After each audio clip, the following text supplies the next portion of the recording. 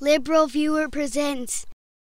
So there's been a lot of bias on Fox News against the Occupy Wall Street movement almost since it began, but last week when the Oakland police used excessive force on one of the Occupy protests in my local region of Northern California, the way Fox News' top-rated cable news program The O'Reilly Factor spun the police violence as the fault of the protesters was especially bad, especially for a show calling itself the No Spin Zone, with the spin beginning during the top of the show teaser you can see here. Tonight.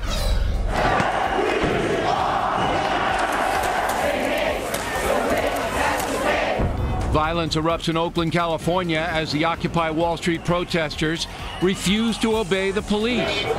Also, more anti-Semitism among the occupiers. The Jews commit more white-collar crimes than any other ethnic group on the earth. And now, not only does that clip unfairly smear Occupy Oakland with the anti-Semitism label, as I'll show in a moment, but it also seemed to imply that the violence came from the occupiers, an implication made explicit in the segment that followed, actually uploaded to the Fox News website under the title, More Violence from the Occupiers, and beginning with those words in this clip. More violence from the occupiers. That is the subject of this evening's Talking Points memo. Last night in Oakland, California, some Occupy Wall Street protesters tried to defy police orders and march on City Hall.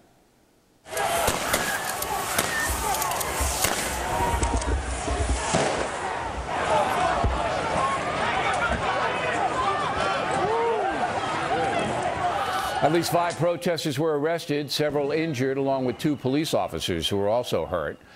Police estimate nearly 1,000 demonstrators took part in the clash last night. Now, not only did that summary of events leave out even the possibility of excessive force by the police and never even mention the tear gas canister that hit Iraqi war veteran Scott Olson in the head and seriously injured him, but O'Reilly's argument then went on to unfairly smear the Oakland occupiers with the anti-Semitism label in the continuation of that clip here. And in addition, more anti-Semitism is surfacing among the occupiers.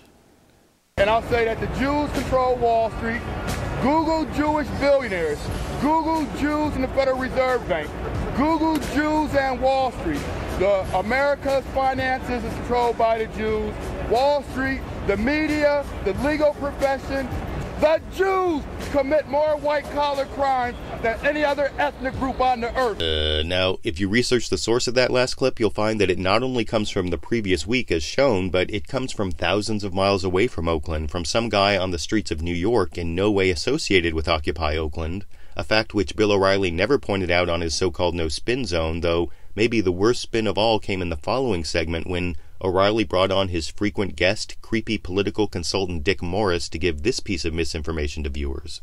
If they're demonstrating in Oakland, which used to be run by Jerry Brown, who's the former mayor of Oakland, and you have to assume that he's hired radicals up and down his city government, and the Oakland police need to use tear gas. Imagine what happens when they get to a city with a more robust police force like Chicago. Now, the problem with that analysis is that it fails to inform viewers of the history in Oakland of excessive force by police, including excessive violence used against anti-war protesters in 2003, which led to a lawsuit and historic settlement detailed on a great webpage put out last week by the ACLU of Northern California, a group for which I volunteer on the board of directors, and on that webpage you'll find that the Oakland police promised in a 2004 legal settlement to use only the minimal force necessary and the minimal chemical agents necessary for crowd control, which certainly doesn't seem to fit with the police actions in Oakland last week, but of course none of that information made it onto the O'Reilly Factor, and what really struck me about the poor quality of the supposed news analysis on the O'Reilly Factor that night was that on that same night,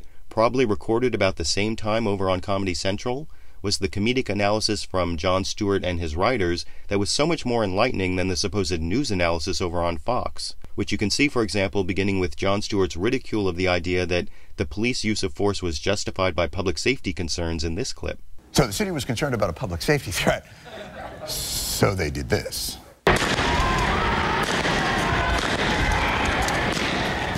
Seems a little heavy-handed. Unless was one of the protesters Godzilla.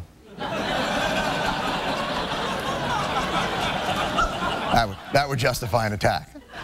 And unlike Godzilla, most of the occupiers in Oakland were far from dangerous, which Jon Stewart went on to point out using examples like the man in the wheelchair in this clip. That guy was a public menace? What do you think, that chair comes on ramming speed? Come on!